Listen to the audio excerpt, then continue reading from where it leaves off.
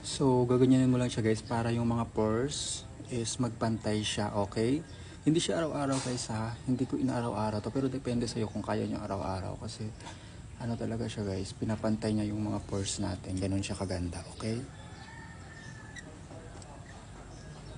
Ganun ano-anuhin nyo lang. Sabi ni boss, araw-araw ba yan gamit? Araw-araw ba dapat gamitin yan? So ako guys, ako kasi hindi ko siya ginagamit araw-araw. Ginagamit ko siya guys, siguro mga 2 times a week lang po, okay? So ito yung derma roller natin guys. Actually guys, sobrang ganda niya gamitin, okay?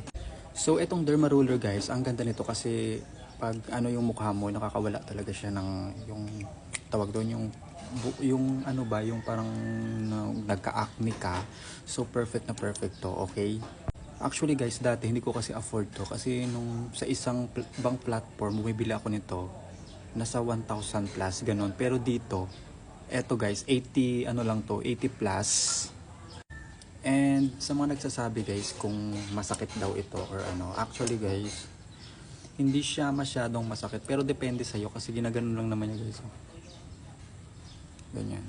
Sa mga gustong mag-avail nito guys sa mga gustong mag-avail ng ating dermal roller na to, naku, i-try nyo na to kasi ang ganda talaga niya sa mukha, okay?